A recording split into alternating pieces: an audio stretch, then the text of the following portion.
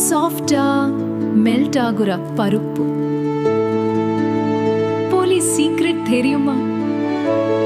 உகாதி பண்டிகையும் முன்னிட்டு தெலுங்கு புத்தாண்டு அதையும் முன்னிட்டு இனிப்பு போலி நாங்கள் வீட்டில் ரெகுலராக செய்வோம். கடலைப்பருப்பு போலி அது நான் செஞ்சுருக்கேன். ஃபுல் வீடியோ பாருங்கள்.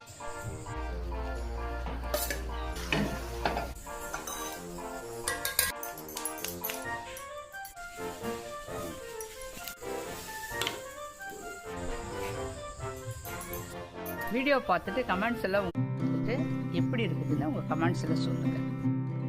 இன்றைக்கி உகாதி தெலுங்கு வருடப்பிறப்பு, அதனால் நாங்கள் இந்த ஒப்பட்டு கடலைப்பருப்பு போலி செய்வோம். அதனால் வேக போட்டிருக்கேன். இப்போ கில்லு பருப்பாக வேக வச்சு எடுத்துக்கலாம். இது நான் ஏன் இந்த கில்லு பருப்பாக வேக வச்சேன்னாக்கா, இப்போ நம்ம வெள்ளைப்பாகு ஊற்றி நம்ம அரைக்கும் போது ரொம்ப குழக்குழன்னு போகக்கூடாது. அதனால தான் இந்த மாதிரி வேக வச்சாக்கா நமக்கு தண்ணி சரியாக வைக்கணும், ரொம்ப குழஞ்சிடக்கூடாது பருப்பு. 1/4 கிலோ கடலைப்பருப்பு போட்டிருக்கேன். இப்போ அதுக்கு 1/4 கிலோவுக்கு மேலே 300 கிராம் வெல்லம் போட்டிருக்கேன்.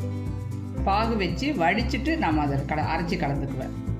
1/4 கிலோ கடலைப்பருப்பு கில்லு பருப்பாக இந்த பாருங்கள் இப்படி இருக்கணும். அப்படி இருந்தால் தான் நல்லாயிருக்கும், குழையாமல் இருக்கும். நான் இப்படி வேக வச்சு எடுத்துக்கணும். கடலைப்பருப்பை இப்படி அரைச்சாச்சு.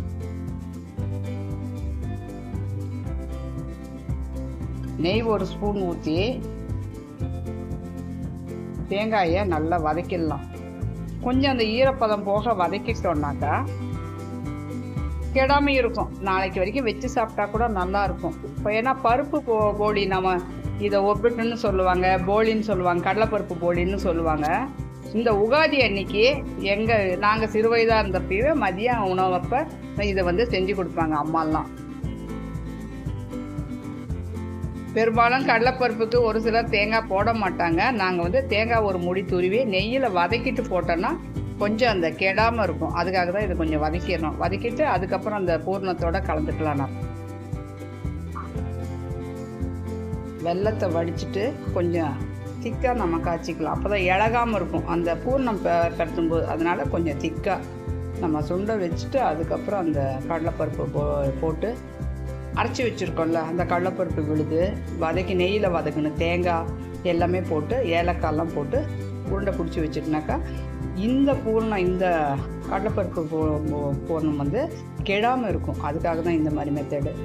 உடனே நம்ம தீக்கணும் அப்படின்னாக்கா இந்த ப்ராசஸ் தேவையில்லை. ஒவ்வொருத்தரும் என்ன பண்ணுவாங்க, வெல்லத்தை கரைக்கவும் மாட்டாங்க, வடிக்க மாட்டாங்க. அப்படியே துருவி கடலைப்பருப்போடு சேர்த்து அரைச்சி தேங்காயை போட்டு அரைச்சி அப்படியே பூர்ணம் பண்ணிவிடுவாங்க. இது கொஞ்சம் ஹைஜீனிக்காக இருக்கணும், தூசு மண் இல்லாமல் இருக்கணும். அப்படிங்கிறதுனால தான் இதை வடிக்கிறோம். அதனால் கொஞ்சம் இழகும். அதுதான் கொஞ்சம் நல்லா சுண்ட வச்சிடலாம் இந்த பாகு அப்படின்ட்டு.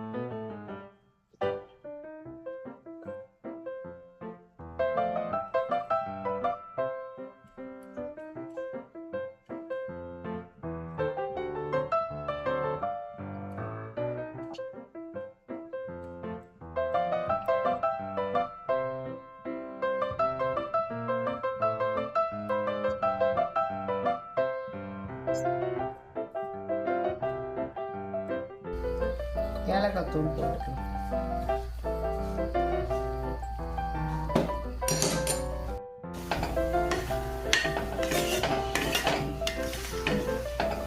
இது அப்படியே இறுகி நல்லா பூர்ணம் பிடிக்கிற பக்குவம் வந்துடும். நம்ம கொஞ்சம் ஆறின உடனே உருண்டை பிடிச்சிடலாம்.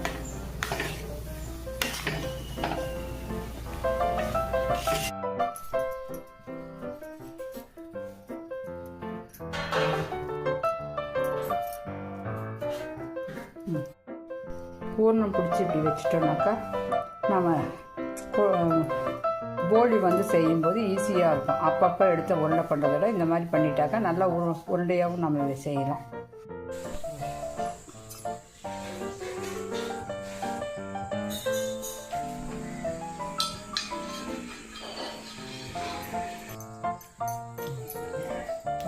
அவ்வளோ பெருசு உருண்டெல்லாம் வேணும். அவ்வளோ பாதி தான் நான் கிழிக்கிறேன்.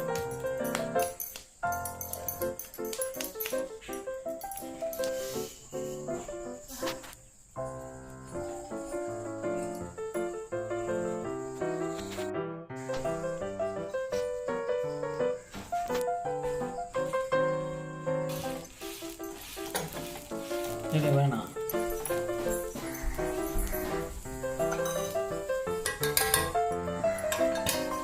தான் எடுக்கணும் மாவு. இதுதான் பண்ணி